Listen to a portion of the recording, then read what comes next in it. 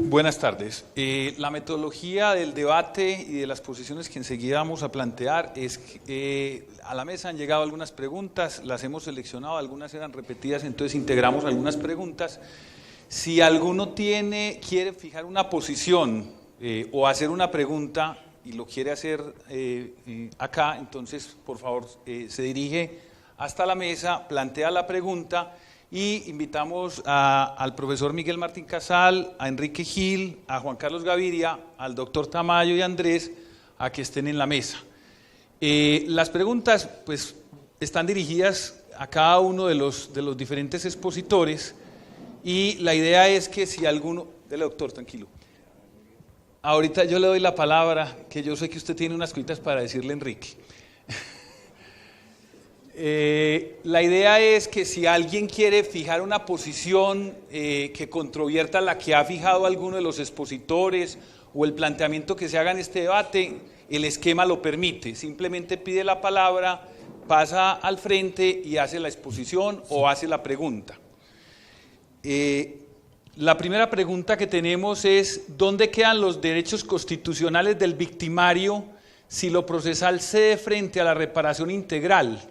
No es discriminatorio el victimario, no es violatorio al derecho a la igualdad. Creo que sabe a quién va dirigida.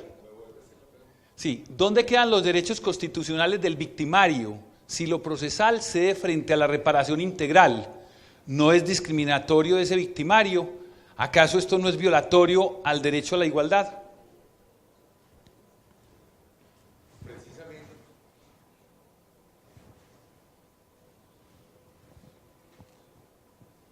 Frente al principio de reparación integral, cuando el Consejo de Estado precisamente hizo ese ejercicio de maximización o ponderación, pues entonces trató de darle una comprensión hermenéutica dentro de toda la filosofía y dentro de toda la finalidad misma de lo que es la reparación integral y lo que es la institución de la responsabilidad.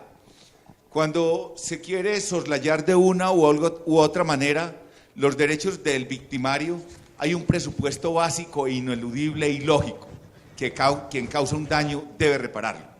Y entonces, si frente al mecanismo o los instrumentos que da el ordenamiento jurídico para reparar ese daño, hay y existe la figura última, en el caso específico de lo que fue los derechos humanos y los derechos fundamentales, en ese acercamiento a la constitucionalización de la responsabilidad, a través de una serie de procedimientos y de un debido proceso, ese victimario estuvo en un plano de igualdad de armas, como se diría, para efectos de asumir su defensa e igualmente dentro de los mecanismos procesales modernos y dentro de la dinámica que ha venido generando la institución de la responsabilidad, era inaplazable que frente a realidades que no pueden de una u otra manera llegar a desconocerse, como es la importancia que tiene en el contexto mundial la problemática de la protección a lo que se ha denominado el portento de la modernidad, que son los derechos humanos, no podía dejar de largo el Consejo de Estado las orientaciones que los tribunales supranacionales en la materia vienen dando en todos los ámbitos. Miremos entonces si a ese punto se refiere específicamente frente a los derechos de los victimarios han sido garantizados a través de un debido proceso y ha sido garantizado a través de ese debido proceso en la medida en que debe reparar el daño, todo el daño y nada más que el daño causado. Yo creo que el doctor Andrés Orión tiene algo, sí. una posición o una pregunta relativa a este tema que expuso el doctor Enrique. Gracias, Julio César. Es que el debate se plantea es frente al encuentro, y eso nos va a dar la mano ahora el doctor Javier Tamayo, al encuentro de varios principios constitucionales. Estamos frente a la reparación integral de la víctima, un derecho constitucional fundamental sin duda, pero cuando afirmamos, y así lo hemos visto en los pronunciamientos del Consejo de Estado, que se puede fallar extra o ultra petita, es decir, reconocer pretensiones que no han sido planteadas en el debate, en virtud de ese principio de reparación integral, también nos encontramos con otros principios fundamentales como el principio de la congruencia de los hechos y las pretensiones con la sentencia, el principio de contradicción, el principio de igualdad de las partes en el proceso, de tal manera que por allá en la sentencia se le aparece el espanto al victimario con asuntos que ni siquiera fueron objeto de debate. Entonces, ¿cómo es que vamos a armonizar esos principios constitucionales que sin ninguna duda chocan en esa interpretación que está acogiendo el Consejo de Estado? Doctor Enrique, antes de que contestemos, demos la palabra al doctor Javier para que le agreguemos un poquitico más de... Prefiero contestar para que haya una metodología. Listo. Una pregunta, una respuesta y luego la intervención de Javier. Perfecto. Y si me da el derecho de réplica. Le garantizamos el derecho de réplica, doctor. Aquí sí garantizamos el debido proceso. Es tan clara que la encuentran en la sentencia del 2008 de los hermanos Carmona. El Consejo de Estado allí fue muy claro y no dejó ninguna articulación por fuera. Y uno de los fundamentos básicos precisamente tiene que ver con el artículo 93 de la Constitución y señaló que precisamente en esta materia, donde Colombia está comprometida frente a los estados y frente a los convenios internacionales, y se buscó y se dijo que en ninguna forma se pretendía desconocer principios de ninguna naturaleza, sino articular el sistema jurídico nacional con el sistema jurídico internacional. Y Colombia, en atención al compromiso internacional, debe honrar su palabra en los términos que así lo demanda la misma Constitución. Si se quiere, en virtud de lo que se ha denominado el bloque de constitucionalidad, pero el Consejo de Estado fue muy claro en señalar que precisamente en esa articulación que se debía hacer, el juez nacional estaba obligado no solo por el ordenamiento vernáculo, sino por el ordenamiento internacional en materia de derechos humanos. Y clara y específicamente se dijo, en esta materia, el derecho nacional tiene que ceder ante el derecho internacional, porque ese derecho internacional, en virtud de los tratados que ha suscrito Colombia, también hacen parte de nuestro ordenamiento jurídico. Y si allí hay una protección cabal, como es la protección en el mundo frente a los derechos humanos, Colombia no puede ser un paria en la comunidad internacional, no solamente dejando de lado sus compromisos en materia punitiva, como en el Estatuto de Roma, o en materia de reparación. Y entonces no se dejó de lado y no se trató de soslayar la existencia o el ar de otros derechos. Lo que se hizo desde el punto de vista interno fue un ejercicio de ponderación o una colisión de principios, que es permitido dentro de la técnica y dentro de la hermenéutica constitucional. Y más aún, también se hicieron las consideraciones pertinentes en lo que tiene que ver al ordenamiento jurídico entendido de manera unitaria en los términos kelsenianos. Y en ese entendimiento del ordenamiento jurídico de manera unitaria, hace parte de nuestro ordenamiento los tratados internacionales que en materia de esta naturaleza ha firmado Colombia, donde se protegen, se ordena la reparación e igualmente se dieron unas razones y unos argumentos suficientemente explícitos en esa primera sentencia o en esa sentencia hito que posibilitó reconocer y dejar de lado, y en eso sí lo admitimos sin ninguna problemática, la naturaleza eminentemente formalista rogada que se tenía para poder darle paso a la finalidad, a la ratio, al telos mismo de la institución de la responsabilidad. Y en atención a la naturaleza misma de las garantías afectadas cuando se trata de derechos humanos, por eso fue que en esa sentencia se indicó que en atención a las facetas y a las aristas que allí estaban inmersas, no solamente lo pecuniario podía colmar o satisfacer un principio que también es intrasistemático, porque el artículo 90 así lo señala, porque la ley así lo dispone cuando habla de la reparación integral. Doctor Javier.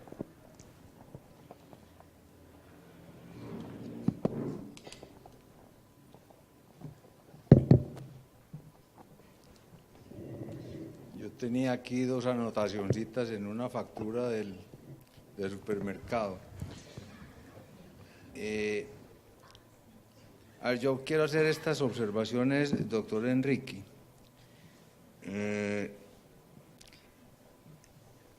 Con el mayor respeto, yo creo que todo su discurso invocando los tratados internacionales, invocando la constitucionalización del derecho, pues yo no diría que es una cosa que sobra, pero sí diría que es una cosa que no hace falta. Durante más de un siglo, el Código Civil nos permitió avanzar sanamente con la primera palabra del artículo 2341 del Código Civil, cuando dice que todo daño que pueda imputarse a malicia o negligencia de otra persona da lugar a la indemnización. O sea que la ampliación de los daños por vía jurisprudencial no requiere de las normas constitucionales vigentes, ni requiere de los tratados internacionales vigentes. Todos esos grandes avances que yo a veces me felicito y a veces me pongo la mano en la cabeza, que su señoría ha hecho durante su fructuosa estadía en el Consejo de Estado, y lo digo muy de verdad, yo creo que se podían haber hecho perfectamente sin recurrir a ese discurso, entre comillas, progresista. No, lo que se hizo desde la época de Carlos Betancur Jaramillo y los que por su época de Jorge Valencia Arango, más lo que hizo la generación suya, habría sido posible perfectamente con el artículo 16 de la Constitución de esa época, más el Código Civil. Pero a mí sí me llama la atención de una cosa, doctor Enrique, y es esa obsesión suya y del Consejo de Estado por el concepto de reparación integral. Y me llama la atención, y en eso yo estoy de acuerdo con la pregunta anterior que formuló Andrés Orión y que leyó Julio César, es que oyéndolo hablar a usted y leyendo sus sentencias o las del Consejo de Estado, pareciera que el principio de reparación integral es un principio categórico y absoluto, o sea, es un principio inmodificable. Todo derecho, todo principio, absolutamente todo tiene que ser de frente a la reparación integral. Y yo quiero mostrarle algunos casos en los que la reparación integral no se aplica, pero antes de eso sí quiero referirme a lo siguiente.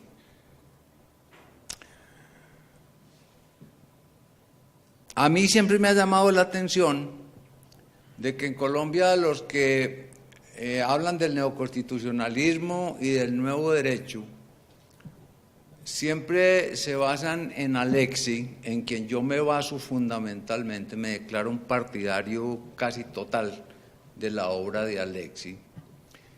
Hablan de los principios, pero se les olvida una frasecita que es permanente en la doctrina de Alexis, según la cual ningún principio es categórico, ningún principio es exigible a priori. Un principio o un derecho siempre es prima facie, es decir, en la medida de lo fáctica y jurídicamente posible. Por lo tanto, el principio de reparación integral es válido y es exigible en tanto y en cuanto sea posible económicamente.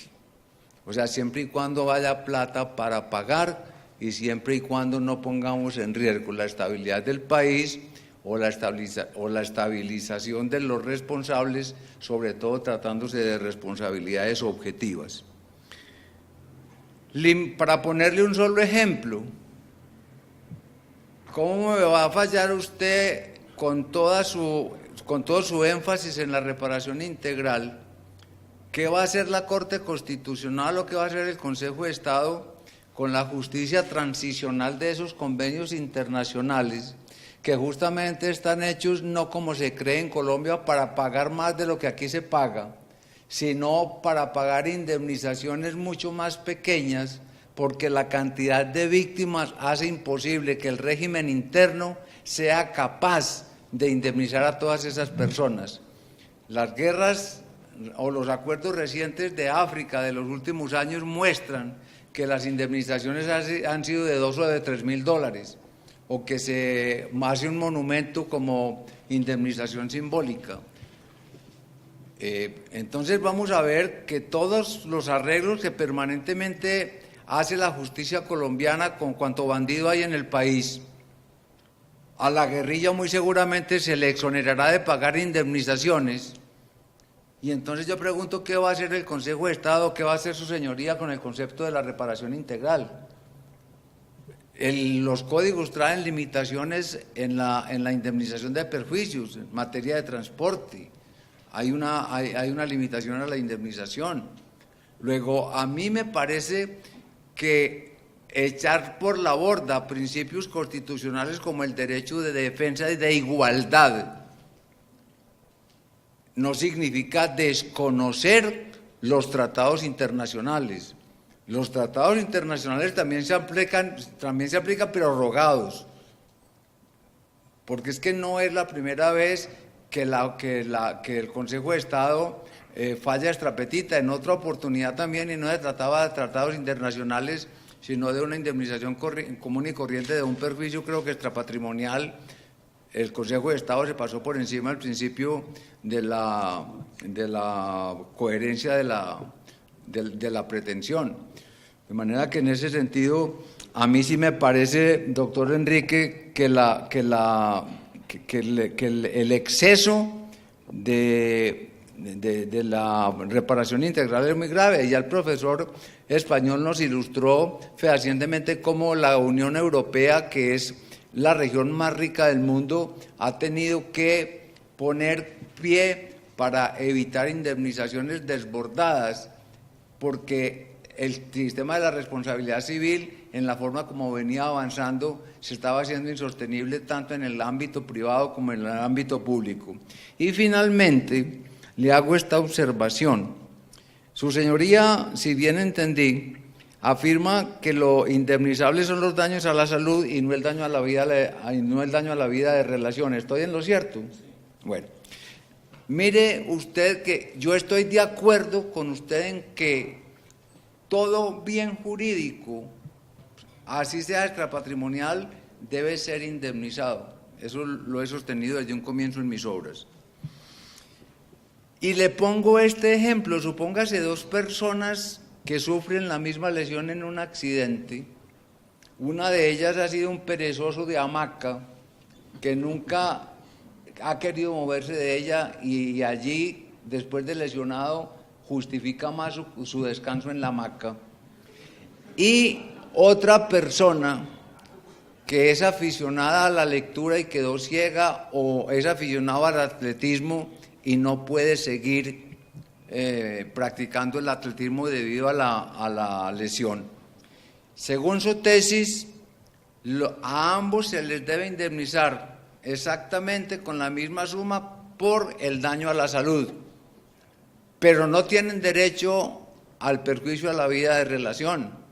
Y yo me pregunto, ¿por qué razón al que está en la hamaca, que no ha sufrido ninguna perturbación en su vida de relación porque su vida no se ha afectado, está muy bien que a ese no se le pague indemnización, pero al otro señor cuyo placer vital era escalar montaña, por ejemplo, queda reducido a la hamaca o a una silla de ruedas, ese no tiene derecho, además de la indemnización por la afectación de la salud, que yo estoy de acuerdo con usted que se debe pagar.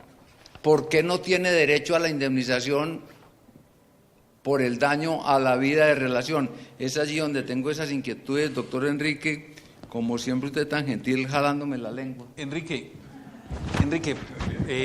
como tenemos pues un tiempo para este debate, les voy a pedir a todos, incluido a usted, que seamos bien concretos en la respuesta o en el planteamiento y que no nos extendamos, porque la idea es finalizar esto a más o menos despuesito de las 12:30 para que nos retiremos al almuerzo. Entonces, de manera muy concreta, frente a los planteamientos que se hicieron, la respuesta.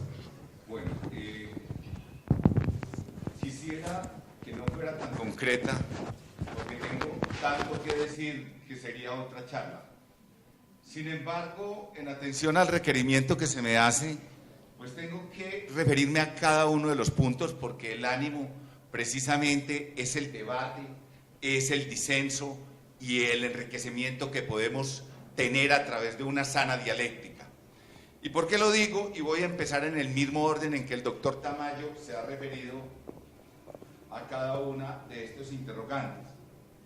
El primero, le señalo que no es mi discurso, es la posición unificada de la jurisprudencia del Consejo de Estado.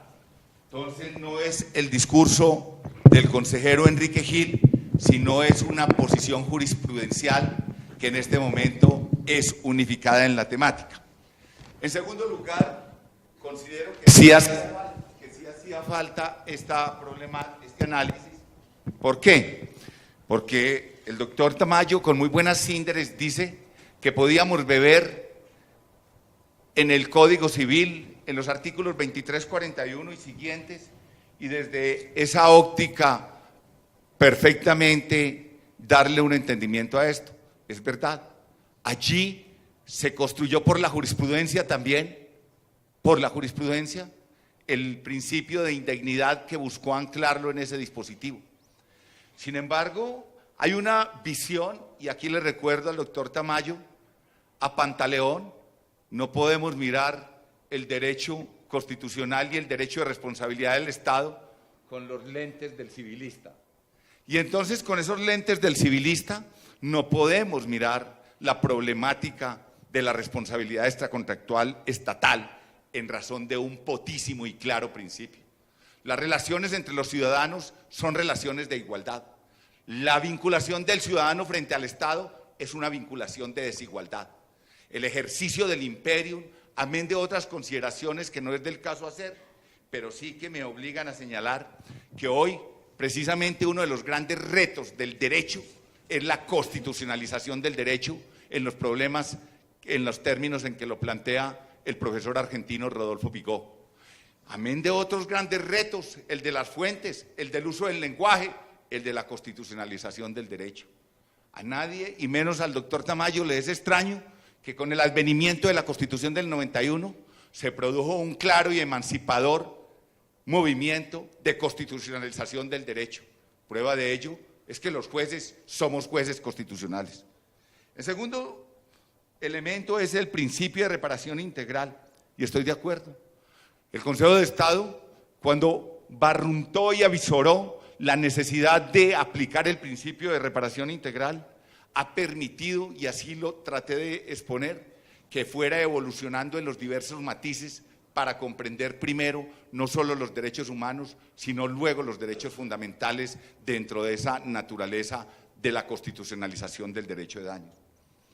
En tercer lugar, quiero señalar que hemos estado siempre en unos extremos conceptuales muy importantes que nos ha permitido crear una unidad en el pensamiento desde una concepción culpabilista y una concepción donde se ha señalado que el daño es el elemento necesario, es el corazón del sistema, y por eso cuando en la perspectiva tradicional el análisis coprogramático que hacíamos los jueces era partiendo de la ilicitud o de la culpa o de la falla del servicio, hoy no procedemos metodológicamente así, sino examinando el daño, y solo y cuando constatemos ese daño y lo que sigue, pues se declarará la responsabilidad. En cuarto lugar, no puedo ni nunca he compartido, y esta es una polémica muy sana que hemos tenido durante 20 años, la problemática del coste de los accidentes. El doctor Tamayo le preocupa toda la perspectiva económica del derecho, y eso es loable, desde luego, pero no es compartible, verbi gracia, cuando se hace referencia a Guido Calabresi en el coste de los accidentes, en las conclusiones del coste de los accidentes, Guido Calabresi, como lo recordamos, doctor Javier, termina diciendo esa caduca rama del derecho fundamentado en la culpa. En cuarto lugar, en ese mismo orden, el costo de los accidentes no es un problema del juez. El problema de que las condenas contra el Estado, pues el problema del Tesoro Público fue solucionado o al menos profundizado por Surdá hace más de 100 años, cuando dijo que el problema del erario y del Tesoro era un problema del Ejecutivo, porque la función de los jueces es hacer justicia. En cuarto lugar, le ha preguntado usted a la Corte Interamericana y a los tribunales supranacionales, entonces, que no condenen por razones económicas. Creo que encontraría poco eco. En quinto lugar, estoy de acuerdo dentro de la lectura de la exposición que desaparezca la responsabilidad. Yo sería el primero en señalar que desaparezca la responsabilidad. Cuando el Estado cumpla con los cometidos y las razones que justifican su existencia. Cuando el Estado preste los servicios públicos y no haga un abuso desorbitado y deslegitimante de la fuerza, y se den los secuestros por parte de organismos, se den los decapitados, se den los desplazamientos por parte del Estado, se presten los servicios de salud, etcétera, etcétera. Todo eso, qué bueno que se puede invertir en seguridad social. Y desde luego es una ecuación tan lógica como elemental. A menos desafueros del Estado, menos condenas. Que el Estado cumpla los servicios que justifican su razón de ser y verá que no hay ninguna condena. Qué rico estaríamos llamados a desaparecer y desaparecíamos perfectamente con un sistema de seguridad social que diera y enhiestara la función que debe tener la autoridad y el Estado mismo.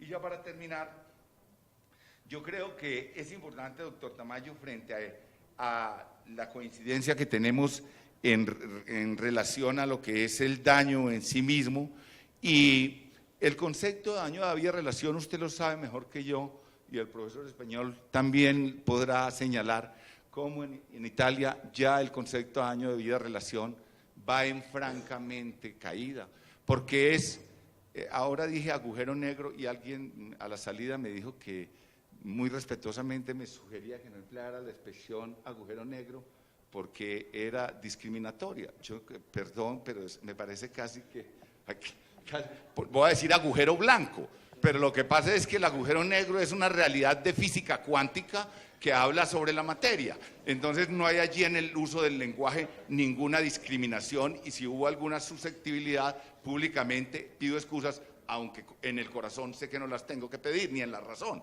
porque eso simple y llanamente está describiendo un fenómeno de física de unos espacios que atrapan la materia, pero el concepto negro no es discriminatorio en el sentido en que se estaba empleando. Entonces,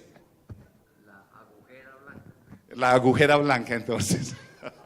Entonces, en eso si hubo algún malentendido, pido excusas, pero realmente creo que la persona que me hizo la observación está equivocada, porque es un entorno de la ciencia y de la física y la mecánica cuántica, y simplemente es para describir una realidad, cómo se llevaba todos los bienes inmateriales, voy a emplear una cosa más coloquial, como bolsillo desastre, donde cabe todo, o como sombrero de mago, para no emplear esa expresión que dejo. En esos términos creo, doctor Tamayo, que he dado respuesta a todas y cada una de las preguntas, y que espero nos sigan manteniendo en este diálogo, que es lo que me ha permitido mantenerme vivo durante estos 20 años y activo. Gracias. Gracias, doctor Enrique.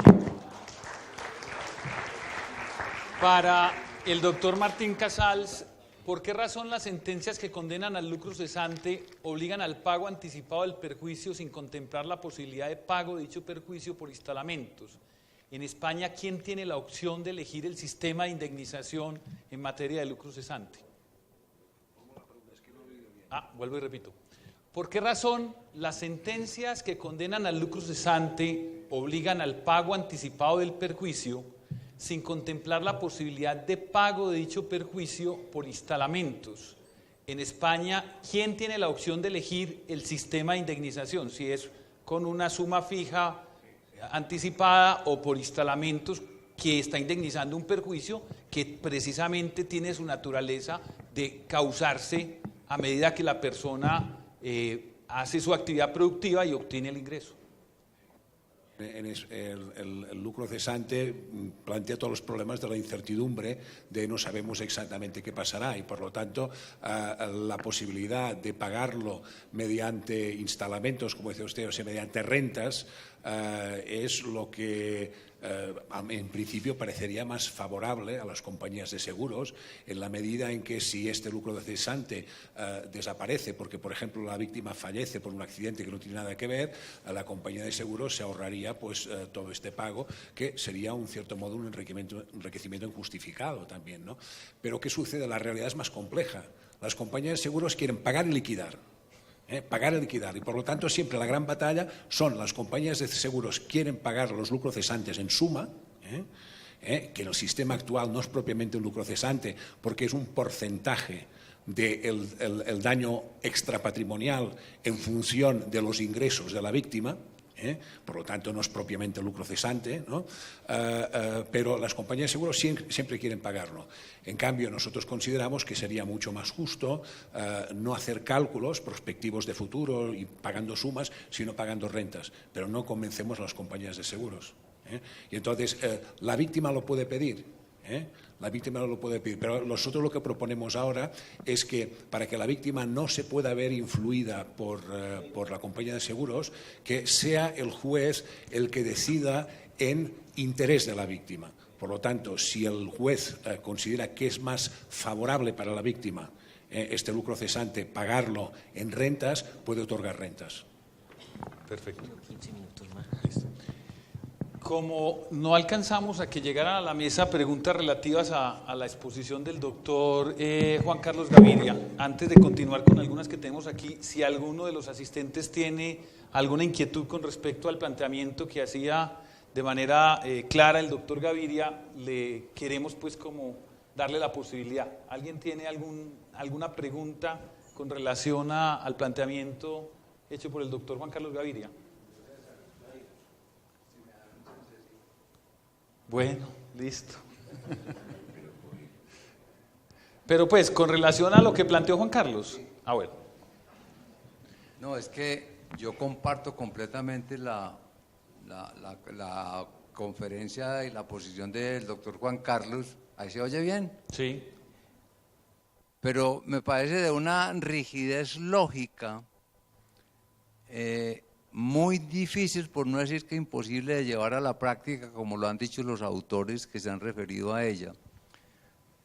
Pero quiero hacer esta pregunta que yo me la he formulado permanentemente, he escrito varias veces buscando alguna solución y siempre termino rompiendo lo que escribo. Pongo este ejemplo, doctor Juan Carlos. Yo compro 500 botellas de aguardiente para un carnaval que va a haber en un determinado pueblo. Esas botellas de aguardiente valen, por ponerle un ejemplo, 50 millones de pesos. Vendiéndolas a determinado precio, yo me gano 20 millones de pesos. O sea, el lucro cesante que me dejan esas botellas es de 20 millones de pesos. Pero resulta que por culpa del transportador, las botellas de aguardiente no llegan y a mí se me daña todo el espectáculo que tenía montado y yo pierdo porque se deterioró la comida, porque dejé de vender. O sea, yo pierdo 200 millones de pesos entre daño emergente y lucro cesante.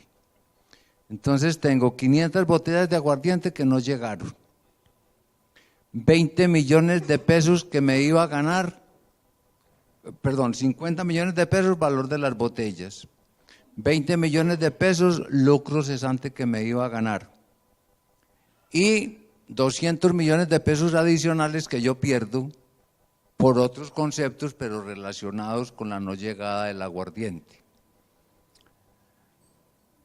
Yo creo tener claro, pero esa es la duda que tengo de todas maneras, que por vía contractual se cobra el valor de las botellas de aguardiente y los 20 millones de pesos de lucro cesante, por lo que dejó de producir la venta de ese aguardiente. Pero que los otros 200 millones de pesos, fruto de otros daños relacionados, pero no vinculados directamente al contrato, esos sí son por vía extracontractual. Pero quisiera oír su lúcida opinión.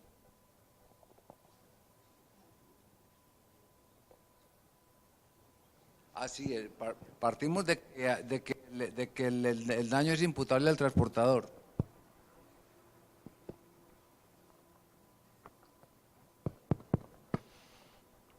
Sí, lo primero que sostengo en mi conferencia es que sobre la materia no se puede dogmatizar.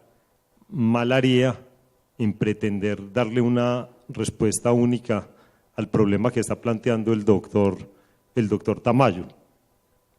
Yo estimo que en ese caso no es posible escindir la responsabilidad en una responsabilidad contractual y una responsabilidad extracontractual. O estamos en un ámbito o estamos en el otro ámbito. Pero lo contrario sería una especie de generar una acción híbrida, donde en lo que me conviene invoco el régimen contractual y en lo que me conviene invoco el régimen extracontractual. En el caso del doctor Tamayo, entiendo que el punto de partida lo constituye un contrato de transporte que fue incumplido por el transportador. Luego, el escenario de esa indemnización debe situarse en el marco de la indemnización por perjuicios de orden contractual. ¿Eso a qué lleva? Eso lleva a que, en tanto que no pueda imputársele al transportador dolo o culpa grave, únicamente habría lugar a la indemnización del perjuicio directo y previsible. Y desde esa perspectiva, en tanto que no haya dolo o culpa grave del transportador, la indemnización no podría extenderse a los 200 millones de pesos que plantea el doctor Tamayo. Esa es mi concepción, pero reitero que justamente mi mensaje es que en esto no se puede ser dogmático. Doctor Juan Carlos, mirando un poquitico el planteamiento que usted hacía en las conclusiones de que corresponderá al juez categorizar si se trata de una responsabilidad contractual o extracontractual, frente al demandado se presenta una situación. Si quien demanda no tiene que determinarle al juez si lo que está imputando es una responsabilidad contractual o extracontractual, y es el juez el que finalmente va a determinar si este perjuicio, esta pretensión es contractual y aquella es extracontractual, ¿qué pasa con el derecho de defensa de ese demandado? Porque si yo no sé si me están pretendiendo una responsabilidad contractual que tiene una prescripción, por ejemplo, de 2 años, o me están pretendiendo una responsabilidad extracontractual que tiene una prescripción en Colombia de 10 años, ¿sí? ¿Cómo garantizo yo el derecho de defensa de ese demandado que al final, en la sentencia, y hemos visto sentencias de la Corte Suprema de Justicia donde dice que no existe esa limitante para el juez y que él puede interpretar la demanda? Entonces, vía interpretación de las pretensiones que no fueron catalogadas por el abogado demandante como contractuales o extracontractuales, se termina violentando el derecho de defensa de ese demandado. ¿Qué posición tiene usted al respecto? Yo soy partidario del sistema de la sustanciación en el ámbito de la pretensión, donde el juez tiene que atenerse al momento de resolver la controversia a los hechos que se plantearon en la demanda. Y la resolución del caso debe ser con base en esos hechos. Si el demandante invocó la celebración de un contrato y está aduciendo el incumplimiento de las obligaciones derivadas de ese contrato, así no califique la demanda dentro del régimen de responsabilidad contractual, en mi criterio en nada se afecta el derecho de defensa del demandado cuando se puede oponer a esos hechos que son claramente fundantes de la pretensión. La tesis que yo estoy propugnando no es la de la opción. Yo no estoy sosteniendo que indiscriminadamente se pueda calificar o tipificar un supuesto de responsabilidad en el ámbito contractual o extracontractual. Yo lo que sostengo es que hay una esfera difusa, hay una línea compleja de delimitación en casos donde, sin violentar el derecho de defensa del demandado, como podría ocurrir en el caso de las EPS que esgrimí en mi charla, en ese caso la calificación que haga el demandante de la pretensión como de responsabilidad contractual o extracontractual es inane, no tiene sentido, porque el motivo de defensa en ese caso no radica en el contrato mismo. Entonces, desde esa perspectiva, ese es el alcance que yo le doy a mi concepción. Obviamente, si se trata, por ejemplo, de una pretensión relativa a un contrato de compraventa y no se invoca en la demanda el contrato de compraventa, el juez en un caso como ese no podrá resolver la controversia desde el punto de vista contractual, pero no porque no se haya planteado la controversia en ese ámbito, sino porque no se esgrimió uno de los presupuestos fundantes de la responsabilidad contractual, como es la celebración de un contrato. El profesor Español quiere... Claro, desde luego. Sí, yo veía que cuando estábamos haciendo el planteamiento, él con la cabeza sentía y disentía, entonces démosle la palabra. Estoy totalmente de acuerdo con lo que ha contestado en este caso y además me ha gustado mucho su intervención y le felicito muy sinceramente, ¿no? Yo lo que quería añadir en este caso, el que ha presentado usted aquí de las 500 botellas y todo esto, a mí me recuerda este caso famoso inglés de Harley versus Baxendale, que es un tema de previsibilidad fundamentalmente. Y esto ya viene de la doctrina de Potier. Cuando uno contrata a ese transportista, tenía de algún modo que prever que si incumplía produciría todas estas consecuencias. Si no lo podía prever, no tiene por qué responder de ellas. Y usted lo ha marcado claramente al decir que también había un tema de previsibilidad. Yo solo quería decir esto. Bueno, tenemos una pregunta para Enrique.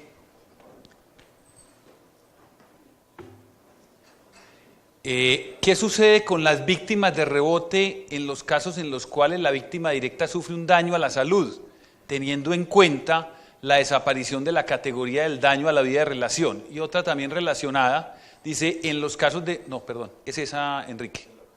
Sí.